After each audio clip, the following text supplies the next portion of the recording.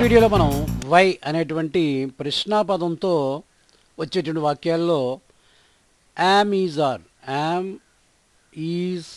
Are అనేటువంటి helping వెర్బ్స్ని సందర్భాన్ని బట్టి ఉపయోగించడం నేర్చుకుందాం.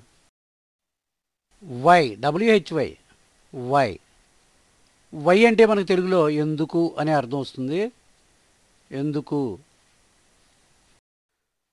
అలాగే మనం యామ్ ఈజ్ ఆర్ ఈ పదాలని లేదా ఈ హెల్పింగ్ వెర్బ్స్ని ఉపయోగిస్తున్నామంటే ఈ వాక్యాలన్నీ కూడా ఏ టెన్స్లో ఉన్నట్టు, ప్రజెంట్ టెన్స్లో ఉన్నట్టుగా మనం గుర్తించాలి, గమనించాలి. ముందు మనం సబ్జెక్టుతో వెర్బ్కు ఉండేటువంటి అగ్రిమెంట్ని మనం గమనిద్దాం. ప్రజెంట్ టెన్స్లో ఐ పక్కన ఇప్పుడు కూడా మనం యామ్ ఉపయోగిస్తాం. యూ పక్కన, దే పక్కన ఆర్ ఉపయోగిస్తాం. అలాగే third person singular number he, she, it ఈ మూడింటి పక్కన ఈజ్ ఉపయోగిస్తాం. ఇది గుర్తుపెట్టుకోవాలి. ఇవి మనం దృష్టిలో పెట్టుకుని ఈ వాక్యాల్ని ప్రాక్టీస్ చేయాలి. మాట్లాడడం, రాయడం, చదవడం అన్నీ నేర్చుకోవాలి. మొదటి వాక్యం చూద్దాం. Why dash you crying. Why dash you crying ఇక్కడ ఏం ఉపయోగించాలి? మరి డాష్లో ఈ ఖాళీలో మనం ఏం ఉపయోగించాలి? ఇక్కడ గమనిస్తే యూ ఉంది. యూ వచ్చిందంటే మనం ఆర్ ఉపయోగించాలి. ఏఆర్ఈఆర్. ఇప్పుడు వాక్యాన్ని చదువుదాం. వై ఆర్ యూ క్రయింగ్, నువ్వు ఎందుకు ఏడుస్తున్నావు? Why are you crying, cry అంటే ఏడవడం లేదా అరవడం. వై ఆర్ యూ క్రయింగ్, నువ్వు ఎందుకు ఏడుస్తున్నావు లేదా నువ్వు ఎందుకు అరుస్తున్నావు అనేటువంటి అర్థాలు తీసుకోవచ్చు అన్నమాట. రెండో వాక్యం చూద్దాం. Why dash your father sad. Why dash your father sad. ఇక్కడ ఖాళీలో ఉపయోగించవలసిన పదం ఏంటి మరి? ఈజ్ ఉపయోగించాలా, యామ్ ఉపయోగించాలా, ఆర్ ఉపయోగించాలా? యువర్ ఫాదర్ అంటే హీ కేటగిరీలో పోవాలి. ఇది హీ. వై ఈజ్ హీ అని రావాలన్నమాట. Why is your father sad, మీ నాన్నగారు ఎందుకు విచారంగా ఉన్నారు అని అర్థం వస్తుందన్నమాట. కాబట్టి ఇక్కడ ఏం ఉపయోగించాలి మనం? వై పక్కన ఈజ్ ఉపయోగించాలి. ఇప్పుడు వాక్యాన్ని చదువుదాం. Why is your father sad, మీ నాన్నగారు ఎందుకు విచారంగా ఉన్నారు అని అర్థం వస్తుంది. కాబట్టి ఇక్కడ ఈజ్ ఉపయోగించాలి. మూడో వాక్యం చూద్దాం. Why dash they here. ఇక్కడ ఖాళీలు ఏమని పూరించాలి? దే వచ్చింది ఇక్కడ.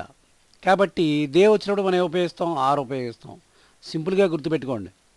వై ఆర్ దే హియర్, వారు ఇక్కడ ఎందుకున్నారు లేదా వాళ్ళు ఇక్కడ ఎందుకున్నారు, ఏంటి వాళ్ళు ఇక్కడ అనేటువంటి అర్థం వస్తుందన్నమాట. నాలుగో వాక్యం. Why dash the door open. Why dash the door open. ఇక్కడ ఏం ఉపయోగించాలి?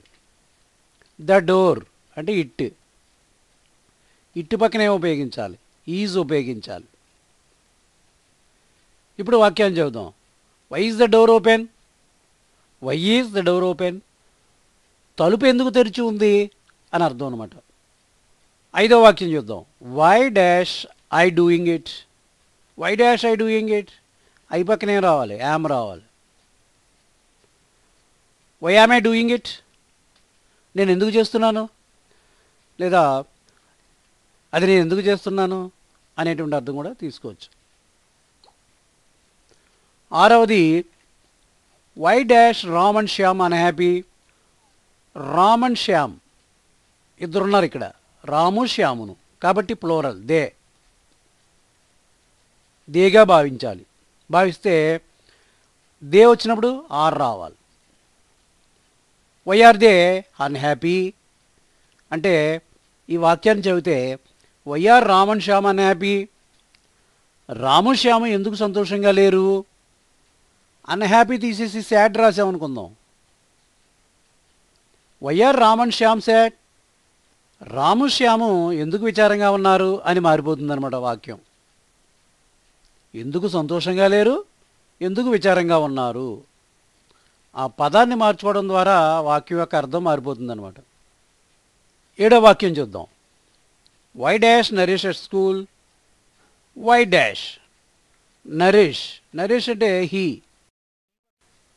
హీ పక్కన ఏం రావాలి? ఈజ్ రావాలి కదా, సబ్జెక్ట్ వెర్బ్ అగ్రిమెంట్ ప్రకారం. కాబట్టి ఇక్కడ ప్రశ్నలో కూడా వై ఈజ్ నరేష్ అనాలి, ఈజ్ రావాలన్నమాట. హీ పక్కన ఈజ్ రావాలి. Why is Naresh at school? Naresh school దగ్గర ఎందుకు ఉన్నాడు, నరేష్ స్కూల్లో ఎందుకు అనే అర్థం కూడా వస్తుందన్నమాట. 9వ వాక్యం చూద్దాం. Why dash the man late? The man, the man అంటే హీ అని అర్థం చేసుకోవాలి. సబ్జెక్టు వెర్బ్ అగ్రిమెంట్ ప్రకారం హీ పక్కనే రావాలి, ఈజ్ రావాలి. ఇక్కడ ప్రశ్నలో కూడా ఈ ఖాళీలో ఈజ్ ఉపయోగించాలి. ఇప్పుడు వాక్యాన్ని చూడండి. Why is the man late? ఆ మనిషి ఎందుకు ఆలస్యమయ్యాడు అంటే ఆయన ఎందుకు ఆలస్యంగా వచ్చాడు, లేదా ఆ మనిషి ఎందుకు ఆలస్యమైంది అనేటువంటి అర్థాలు తీసుకోవచ్చు. 9వ వాక్యం చూద్దాం. Why dash we always at home? Why dash we always at home. ఇక్కడ మనకు డైరెక్ట్గా వి కనబడింది కాబట్టి వి పక్కన ఏం రావాలి, ఆర్ రావాలి. ఇప్పుడు ఈ వాక్యాన్ని చదివితే why are we always at home? మనం ఎప్పుడు ఇంట్లోనే ఎందుకుంటాం అని అర్థం. చివరిది 10వది. Why dash the kids so tired today? Why dash the kids so tired today? The kids, the kids అంటే దే, THEY దే అని తీసుకోవచ్చు. అంటే దే పక్కన ఏం రావాలి, ఆర్ రావాలి మనకి జనరల్గా. ఈ ఆర్ని తీసుకొచ్చి ఇక్కడ రాద్దాం. ఇప్పుడు ఈ వాక్యాన్ని చదివితే why are the kids so tired today? ఈరోజు పిల్లలు ఎందుకు అలసిపోయారు అని అర్థం వస్తుందన్నమాట. వై అనేటువంటి ప్రశ్నార్థక పదంతో అనేక వాక్యాలను మీరు కూడా ప్రయత్నం చేయాలి.